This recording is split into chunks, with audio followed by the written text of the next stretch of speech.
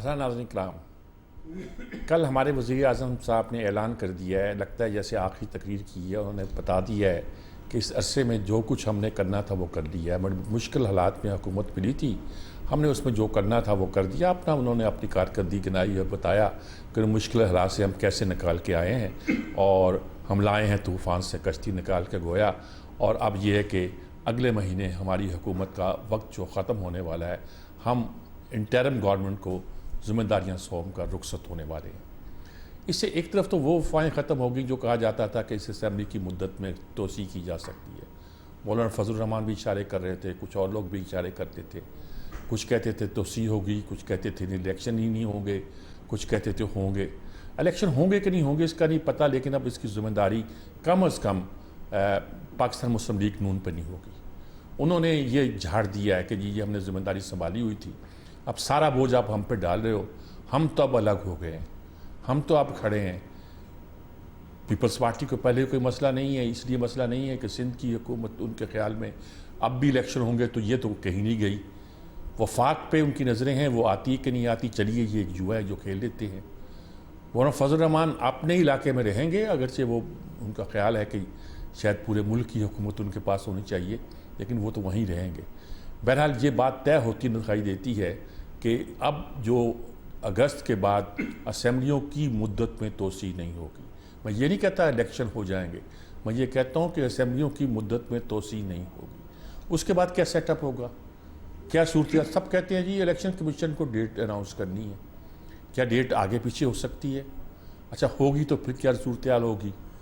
अच्छा मैं भी एक तरीके से एक चुटकी से लेना कहते हैं, वो कहा करता हूँ कि फ़ैसला सियासत ने नहीं करना बल्कि अब हमारी मईशत ने करना है। यानी फ़ौज ने भी नहीं करना, मईशत ने करना है।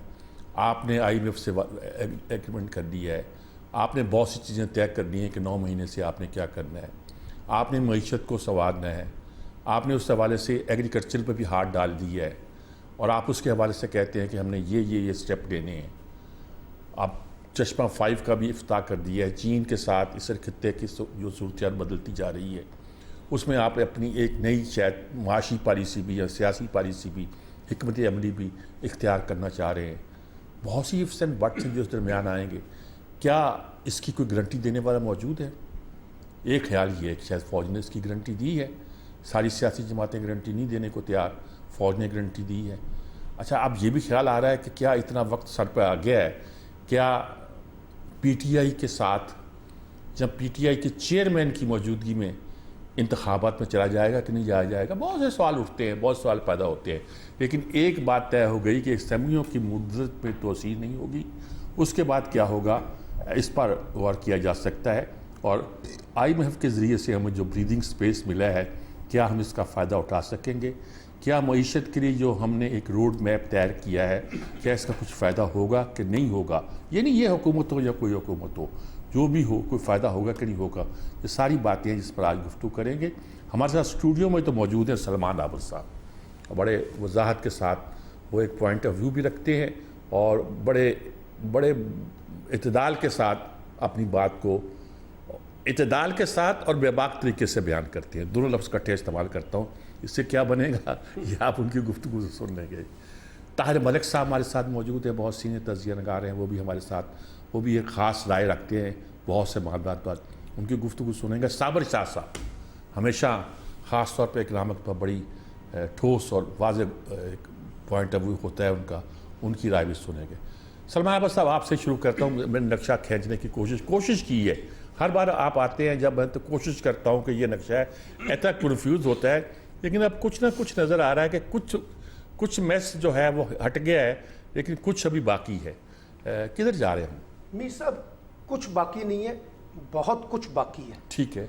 अलबत्ता जो बात आपने कही कि इब्तदाई तौर पे वो तमाम खदशात ख़त्म हो गए जो ये कह रहे थे कि ये हुकूमत शायद आगे चलाई जाएगी या असम्बली की मुद्दत में इजाफा कर दिया जाएगा या माशी इमरजेंसी लगा दी जाएगी।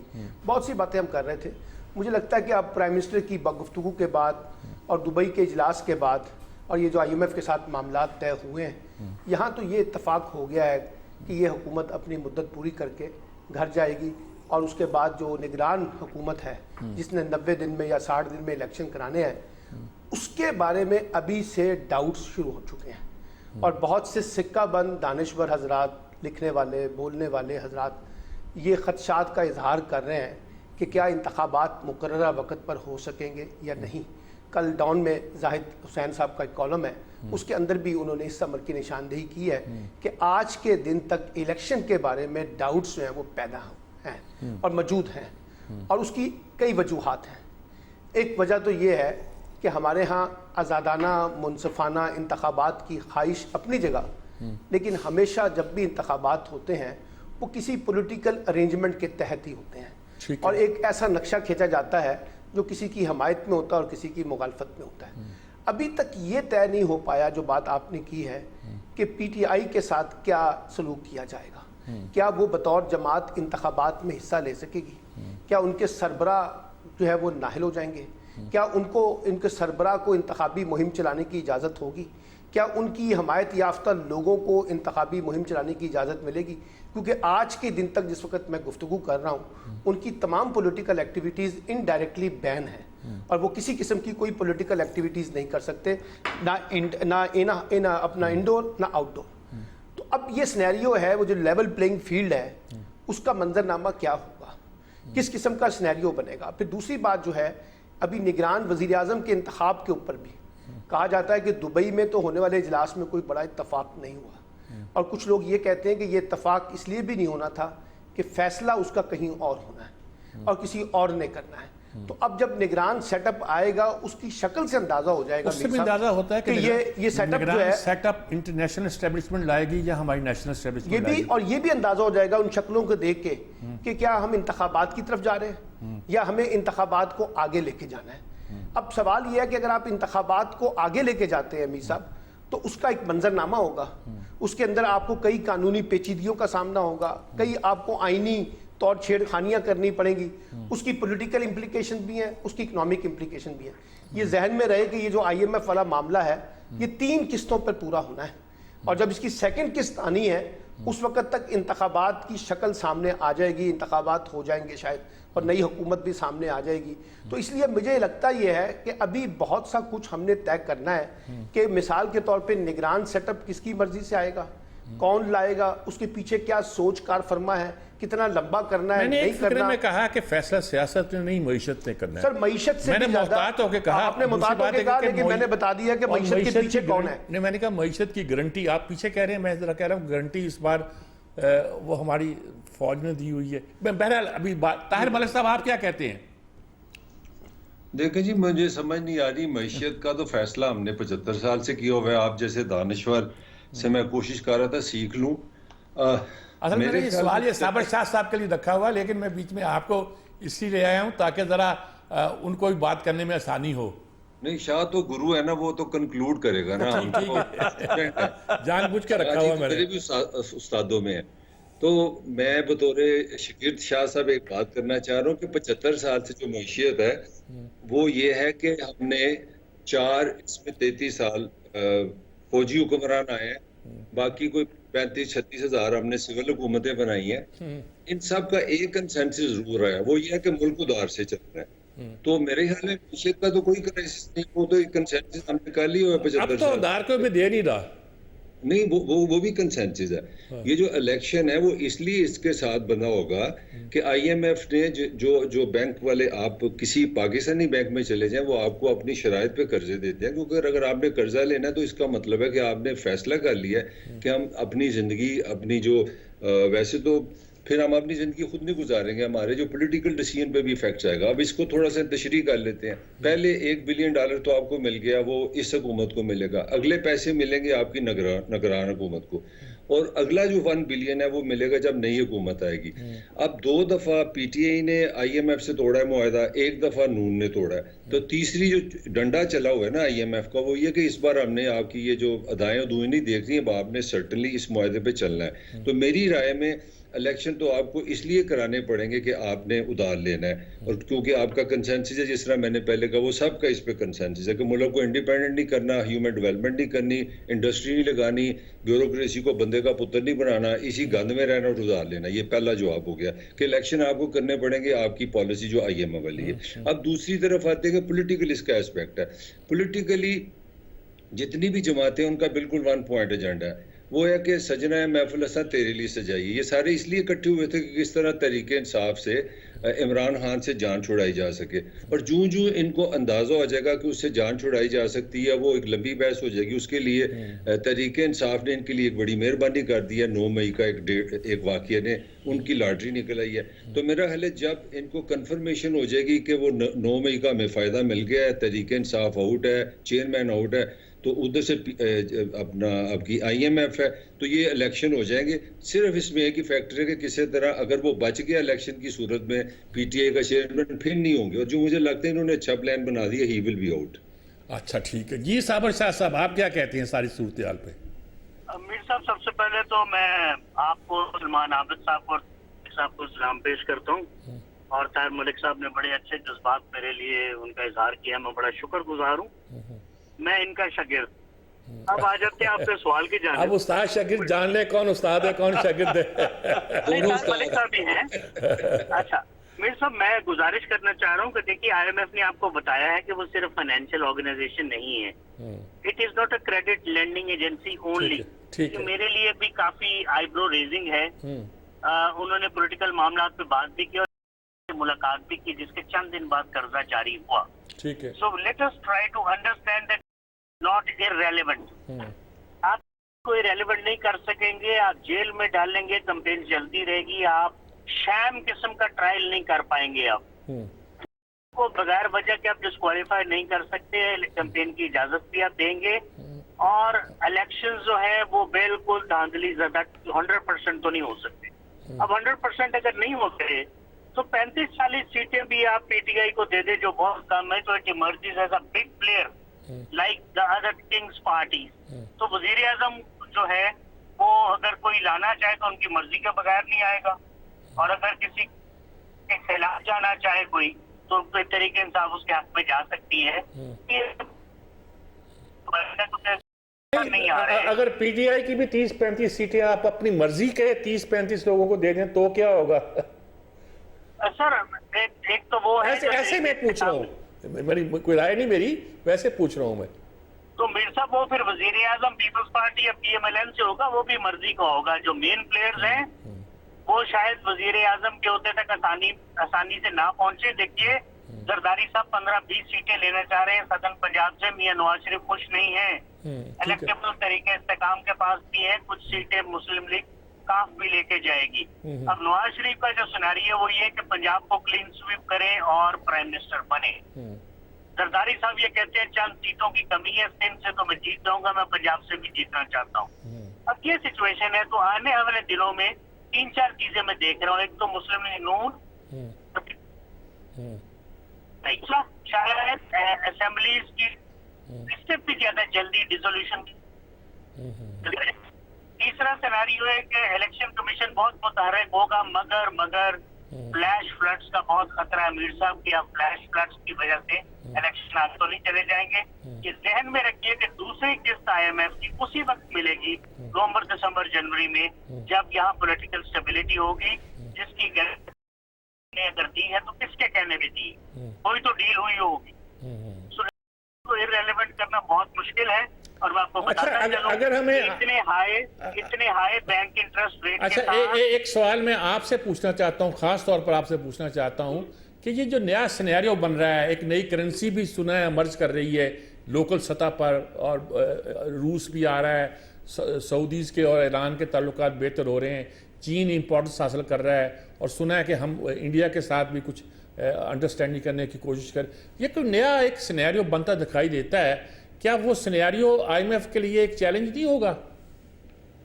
मेरे से बात ये है कि ये जितने ममालिक का आपने जिक्र किया, ये टोटली IMF पे डिपेंडेंट है।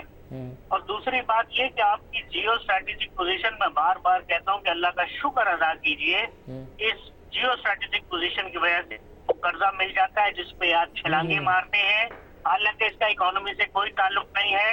ये ब्रीदर है तनख्वाहें देने के लिए। ठीक है, ठीक है। हुकूमत की अय्याशियों के लिए डेट सर्विसिंग कॉस्ट ठीक है। रेट बहुत ज्यादा है, इंडस्ट्री नहीं लगेगी और एक्सपोर्ट सरप्लस कहाँ से आएगा, मुझे आप बताइए। तो ये इकोनॉमी के लिए कोई ऐसी कोई खास चीज नहीं है। जहाँ तक रशिया चाइना का ताल्लुक है तो हमारी जरूरत है, हमें उनकी जरूरत है।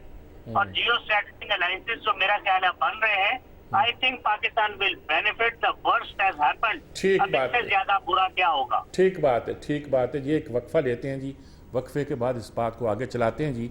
बात इंपॉर्टेंट है, जियो स्ट्रेटेजिक पोजीशन बदल भी रही है, लेकिन इतनी नहीं बदल रही है कि हम एकदम दुनिया को बदल के रखते हैं।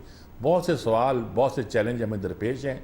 हमारी मैशत का चैलेंज सबसे बड़ा ये है कि हमारा एक्सपोर्ट सरप्लस कैसे पैदा होगा कि हम आने वाले दिनों में दुनिया को जो हमने कर्जे देने हैं वो अदा कर सकें। फिर मैशत कैसे चलेगी, IMF क्या हमें आंखें दिखाएगा? नहीं दिखाएगा तो रास्ता हमारे लिए और क्या है, क्या किस तरफ जाएंगे, कैसे जाएंगे, क्यों कर जाएंगे? ये हुकूमत तो जा रही है, आने वालों के लिए कई सवाल पैदा हो रहे हैं। इस हुकूमत ने कह दिया कि हमने अपने काम कर दिए हैं, अब आने वाले जाने और आप जाने। एक वक्फे के बाद हाजिर होते हैं।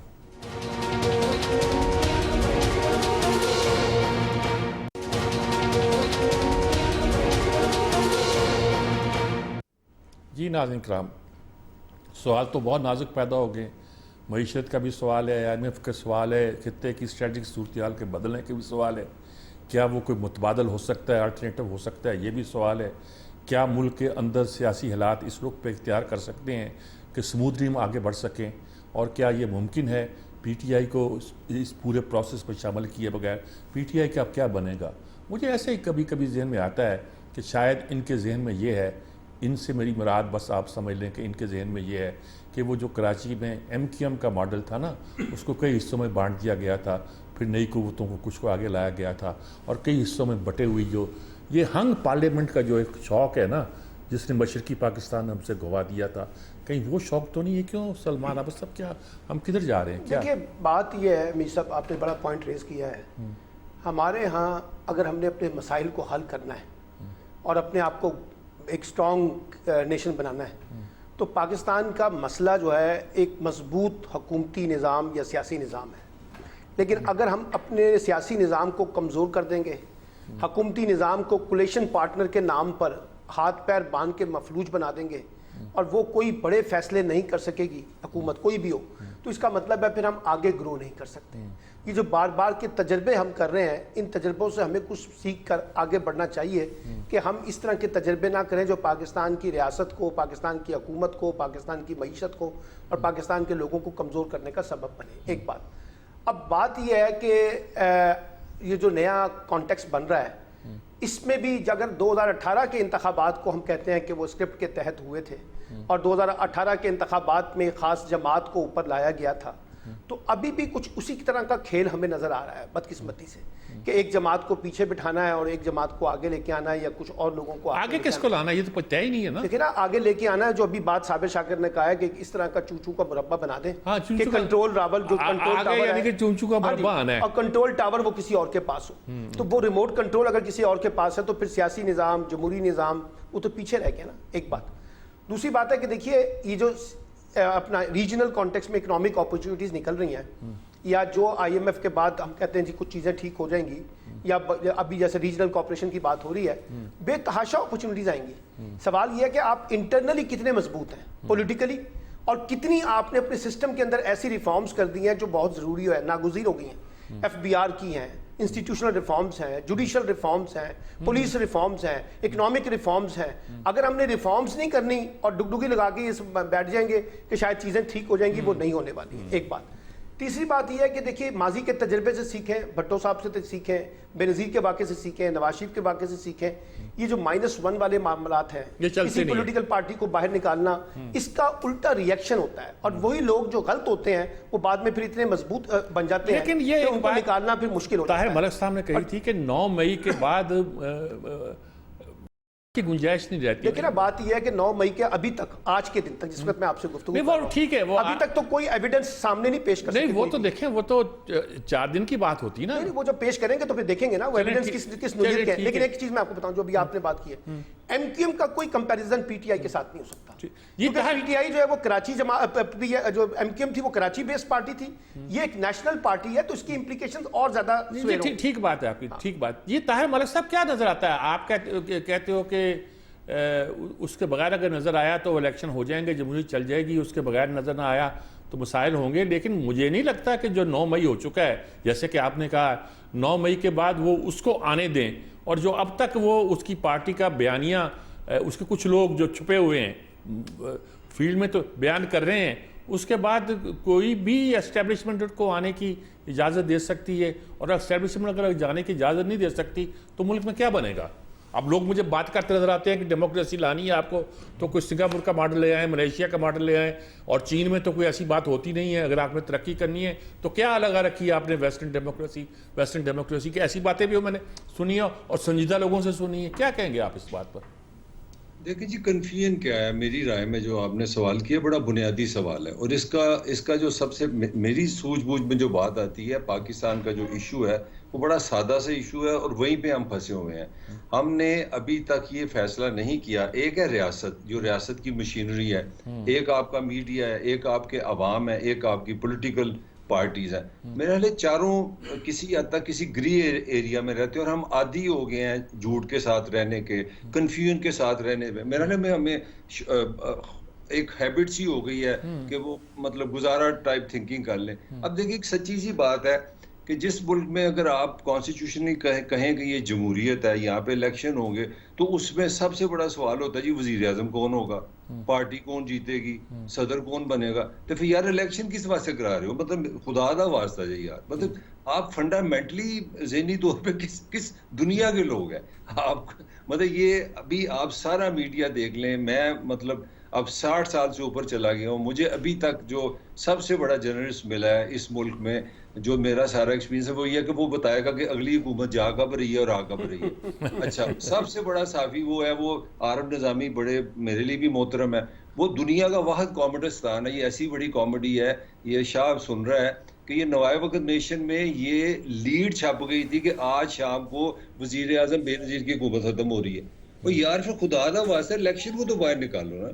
मतलब इतनी बड़ी आप मीडियोक्रिटी से, इतनी बड़ी आप कॉमेडी से मुल्क चला रहे हैं, मतलब कितने दी यार, कुछ तो मतलब शर्म कर लो ना। या तो हम मान लें कि यार ये वोट शोट, ये लोग ये सारे गैर जरूरी हैं, हमें एक बड़ा भाई चाहिए, बड़े भाई को ज्यादा पता है कि मुल्क किस तरह चलाना है, उसके पास इंटेलेक्ट है, उसके पास विजन है, वो मुल्क चलाए, बहुत बेहतर हो जाएगा सारे मसाइल। ये जो ग्रे एरिया में हम रहते हैं ना, उसकी हम भी सारे आदी हो गए हैं। मैं ठीक बात है, हाँ ठीक बात है। ये असल बीमारी है। अब मैंने उस अदारे में काम किया है जी, मुझे निज़ामी साहब के साथ भी, आप निज़ामी साहब के साथ भी, और बड़ी उन लोगों की बड़ा एक वकार भी, शोहरत भी था हमारे खिताब की। कुछ आप कहना चाह रहे हैं शायद कुछ? ये 1990 की समीर में पाकिस्तान की 75 साल जर्नलिज्म की सबसे बड़ी खबर ये है कि एक साफी को पता है कि आज हुकूमत खत्म हो रही है। यानी कि इस मुल्क में एक चीज तय हो गई कि ना वोट से हुकूमतें बनती हैं, ना वोट से हुकूमतें टूटती हैं। तो फिर ये क्या मतलब, हमने ये एक मतलब क्या, हम किसको फूल कर रहे हैं? Whom you making fool out of? ठीक बात, मतलब मजाक तो ना करो ना कि इसको हमने साबर शाह को पूछ लो, हमने इसको स्कूप गिना था जी। ताहिर मलिक साहब क्या कहेंगे? अपने ताहिर मलिक साहब के बाद साबर शाह साहब आप क्या कहेंगे? आप ये इन्होंने एक नया पुआड़ा डाल दिया है। जी मेरे साथ ठीक कह रहे हैं ताहिर मलिक साहब, लीड छप गई थी, आरम निजामी साहब की स्टोरी थी। मैं उस अदारे में था उस वक्त भाई, नोएडा कराची का एडिटर था उस वक्त, मुझे पता है। मेरे 32 साल कैरियर में ये सबसे बड़ा स्कूप है जो मैंने देखा है कि आज हुकूमत खत्म हो जाएगी। पीटीवी का जमाना था, पीटीवी ने क्या खबर देनी थी? बेनजीर तो उस वक्त प्राइम मिनिस्टर थी जब अखबार मार्केट में आया। तो अंदाजा कीजिए कि इस तरह की कोई चीज अगर किसी के पास है तो वो जरूर दे। बाकी अंदाजे हैं, क्याफे हैं, और मैं एक बात बड़े वसूख से कहना चाहता हूँ, इसके कुछ भी रिपरकशंस हो, रेमिफिकेशंस हो, कॉन्सिक्वेंसेज हो, कि यहाँ पे डुगडुगी हिलाने वालों को खुद नहीं पता कि कल का सिनेरियो क्या होगा। ये बिल्कुल ठीक कह रहे हैं आप, बिल्कुल ठीक कह रहे हैं। मेरी ये राय है। एक बात तय है कि IMF के वफ्द ने से मुलाकात की है, उससे सबको हैरानी और परेशानी है, और उसकी वजह से मेरा ख्याल है कि सारे plan A, plan B, plan C को चौपट करना पड़ेगा, नया प्लान बनाना पड़ेगा। और इम्पोर्टेंट बात यह है कि मैं तरीके इस्तेकाम और मुस्लिम लीग काफ को क्यों डिस्काउंट नहीं करता, किंग्स पार्टीज को। 2002 में आपके सामने किंग्स पार्टी आई थी जना मुशर्रफ का दौर था और सारी हुकूमत ही उसके पास थी और 5 साल रही बड़े मजे से। तो इनको डिस्काउंट मत करें, लेकिन मैं फिर कह रहा हूँ कि चूं के मुरब्बे में की प्लेयर्स बहुत सारे होंगे, किंग्स पार्टीज भी होंगी, प्रेशर ग्रुप होंगे, एमक्यूएम और जीडीए जैसे। तो आप बताइए कि इमरान खान की जो पार्टी वैसे है, किंग पार्टी का अजीब मामला होता इतना है मर्जी- कि मियां अजहर साहब उसके सरबराह थे और वो हार गए थे इलेक्शन। जी वो वैसे ही हार गए थे ना, उनको अब पता कि साजिश अंदर से ही हो गई थी। जी जी जी। इस क्योंकि यहाँ पे मुसलसल इन रहने के लिए जरूरी है कि बड़े बड़े 3-4 लोगों से रोज मिला जाए। मियां अजहर साहब टुक इट फॉर ग्रांटेड, उन्होंने कहा मैं चूंकि सदर हूँ तो मैं वजीर आजम हूँ, अगले दिन उठा के बाहर फेंक दिया था। बड़ा माल खर्चना पड़ता है मीर साहब, बड़ा माल खर्चना पड़ता है, ये बड़े दिल की खेल है। वो भी एक नाजुक कहानी है, जितना जी हमें पता है वो तो कम होगा क्योंकि उसको मैं कराची में था, लाहौर में था नहीं, लेकिन जो लोग कहानियां सुनाते हैं वो भी कमाल की कहानियां उस जमाने की। पहले जी, वक्फा और- लेते हैं, वक्फे का दोबारा हाजिर होते हैं, बात को कंक्लूड करने की कोशिश करते हैं।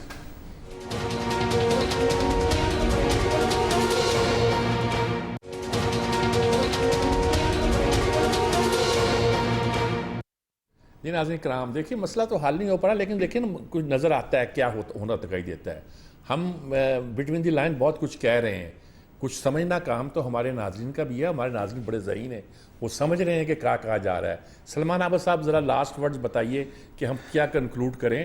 कंक्लूड तो हम नहीं करेंगे, छोड़ेंगे तो अपने नाज़रीन पर, और वो बड़े ज़हीन हैं, वो कंक्लूड कर लेंगे। देखिए, ताहिर मलिक ने और साबिर शाकिर ने और साबिर शाह ने और आपने जो एक बुनियादी बात कर दी है कि अब वक्त आ गया है कि ये डुगडुगी बजाने वाला खेल, एडवेंचर्स के खेल, सियासी मुहिम जोई के खेल, इंतखाबात से पहले हुकूमतें बनाने का खेल, हमें इससे बाहर निकलना चाहिए और एक सियासी निज़ाम और जमहूरी निज़ाम को उसके मुताबिक चलाएं जैसे सियासी निज़ाम और जमहूरी निज़ाम के तकाजे होते हैं। अगर हम ये करेंगे तो मीर साहब पॉलिटिक्स भी ग्रो होगी, इंस्टीट्यूशन भी ग्रो होंगे और आपकी जमहूरियत भी आगे चलेगी। लेकिन अगर हमने ये नहीं करना और अपनी पसंद और नापसंद की बुनियाद के ऊपर निज़ाम चलाने हैं और उसकी तश्कील करनी है, तो फिर मुझे नहीं लगता कि पाकिस्तान के अंदर कोई जमहूरियत का मुस्तकबिल जो है वो हम कोई बेहतर तौर पे देख पाएंगे। वो जमहूरियत फिर एक नीम मुर्दा किस्म की होगी, कंट्रोल किस्म की होगी, हाइब्रिड किस्म की होगी और एक ऐसी जमहूरियत होगी जिसकी जो लगाम है वो जमहूरी कुव्वतों के मुकाबले में शायद किसी और के पास हो। फैसला रियासत के बड़े इदारों को करना है कि हम कैसे आगे बढ़ें ताकि सियासी और माशी तौर पर मुस्तहकम हो। ताहिर मलिक साहब, जमहूरियत से मुझे दिलचस्पी नहीं, लेकिन पाकिस्तान से दिलचस्पी है। अब मुझे बताइएगा कि ये तो जमहूरियत को जिक्र कर रहे हैं और मुझे वो तो मशकूक नज़र आती है। पूरे 70 साल 75 साल हमने मशकूक ही देखा है। पाकिस्तान आपको बचता हुआ आगे बढ़ता हुआ दिखाई देता है, कोई रास्ता आपके पास है कि नहीं है? मैं वो आपसे तो बहस नहीं करना चाह रहा। मेरे ख्याल में पाकिस्तान अवाम के लिए बना है। अगर आपको अवाम की फिक्र नहीं है तो फिर पाकिस्तान की फिक्र आपको किस तरह होगी? मुझसे बहस क्यों नहीं करना पड़ता? मैं कोई मुखालिफ हूं उसके? आपने कहा ना मुझे जमहूरियत की फिक्र नहीं, मुझे पाकिस्तान की फिक्र है, तो भाई पाकिस्तान साढ़े से बने हैं ना। ठीक है, it is for the people. लोगों को नहीं जमहूर की फिक्र है। जमहूरियत का लफ्ज जो विद इन इन्वर्टेड कॉमा मैंने इस्तेमाल किया है। जमहूरियत का सिंपल सा मतलब है जनाब के आपका जो पॉलिटिकल सेटअप है ना वो अवाम की मंशा के ताबे हो। अब आप उसमें इस्लाम डाल लें, सोशलिज्म डाल लें, मुझे उस पर मेरी कोई लड़ाई नहीं है। मेरी ये लड़ाई है कि अगर हमने 7000 साल में जो जहाँ पे आए हैं, अगर आपने वो उसमें खामी भी हमारी रियासत की है जिसने लोगों को एजुकेशन नहीं दी, अवेयरनेस नहीं दी। आप दुनिया में 2 ममालिक हैं जो आपसे ज़्यादा गरीब हैं हेल्थ में, और मेरे वाले 5-6 ममालिक हैं जो आपसे तालीम में आपसे गे गुआची है। मैं दुनिया की बॉटम को टच करते हैं। लोगों को हमने इस तरह डेवलप किया। 3 करोड़ बच्चा आपका सड़कों पे रुल रहा है, फिर आप कहते हैं ये लोगों को वोट देने की तमीज नहीं है। और तमीज कहाँ से आएगी जब तक आप इनको ह्यूमन डेवलपमेंट नहीं करेंगे, इन पे काम नहीं करेंगे, इनको एजुकेशन नहीं देंगे, इनको मौके नहीं देंगे। लोगों को आपने कुछ दिया नहीं। 47 से आपने कहीं पे लोगों के लिए कुछ नहीं किया। ये रियासत अपने लिए लगी हुई है। अपने सरकारी मुलाजमों की 35% शहबाज शरीफ साहब ने तनख्वाह भी बढ़ा दी है, पेंशन भी बढ़ा दी है, अब ये भी हो गया, गाड़ियां भी। कुछ अवाम के लिए करेंगे तो मेरा पॉइंट ये कि ये पाकिस्तान जो है ये आपके कायद ने, हमारे बड़ों ने जो खून दिया, ब्लड दिया, वो उन्होंने इसीलिए दिया था कि यहाँ के लोगों के लिए ये ब्लड लोगों के लिए दिया जाए। बिल्कुल ठीक बात है। आप इनके बारे में सोचें, फिर ही आपकी गाड़ी आगे चलाएगी। इस तरह जी साबिर शाह साहब, आपने ताहिर मलिक साहब की बात सुनी। किस्सा ये है कि बात हम सुनते हैं अवाम के लिए करें, जमहूर के लिए करें, मुल्क के लिए करें, पाकिस्तान के लिए करें, लेकिन मुझे ये कुछ आप बताएं, कोई रास्ता आपको नज़र आता है कि निकलता हुआ इस वक्त, लंबी सोच बाद में सोचेंगे, फौरी निकलता हुआ क्या नज़र आता है आपको? मीर साहब, बात ये है कि एक बहुत अच्छी इकोनॉमी के लिए जमहूरियत जरूरी नहीं है। जमहूरियत का इलाज बंद कर देना चाहिए। फिलहाल इकोनॉमी की तरफ तवज्जो दे, रशिया और चाइना से सीखें, उनके साथ 2 नंबरी ना करें। उनको आप जरूरत है आप 10-15% के भी हिस्सेदार हो जाएं इस बायलैटरल, तो आपको IMF के पास जाने की जरूरत नहीं है। 2 नंबरी ना करें, मैं बार बार कह रहा हूँ, और आप नए पार्टनर्स बनाने की कोशिश करें। अगर किसी को तकलीफ है तो उससे कहें कि give us a grant not a loan, हमें लोन नहीं, फिर हमें ग्रांट दो 10-15 अरब डॉलर की, वरना अपने काम से काम रखो। ठीक बात है जी, ये भी एक नुक्ता नज़र है कि इस वक्त हम जिस सिचुएशन में हैं, वजह से इकोनॉमी का ये हाल है कि हमने इंडस्ट्री लगाए खुदा का वास्ता, कि हमने इकॉनमी को तबाह कर दिया है। मुझे एक साहब कह रहे थे कि इंडस्ट्री रेवोल्यूशन पहले आया था यूरोप में, डेमोक्रेसी बाद में आई थी। 1924 में फ्रेंच जो जिसे हम कहते हैं कि अडल्ट फ्रेंचाइज, वो हासिल हुआ था, औरतों को वोट का हक मिला था, और यहाँ कालों को वोट का हक तो 60 के बाद शायद मिला है अमेरिका में। तो सारी बातें मैं इस बहस में नहीं पढ़ता, लेकिन ये एक बात तय है, जैसे मैंने शुरू में कहा था कि मईशत इस वक्त आपके मामलात को डिटर्मिन करेगी। आपको कितनी डेमोक्रेसी चाहिए, कितने ह्यूमन राइट चाहिए, आगे बढ़ने के लिए क्या कुछ चाहिए, ये सब का फैसला इस बात पे होगा कि आप मईशत की गाड़ी को किस तरह लेके आगे बढ़ते हैं, आगे चलते हैं, और मुल्क को इस दलदल से निकाल कर एक मंजिल की तरफ बढ़ते हैं। इजाज़त चाहता हूँ। अल्लाह हाफिज़।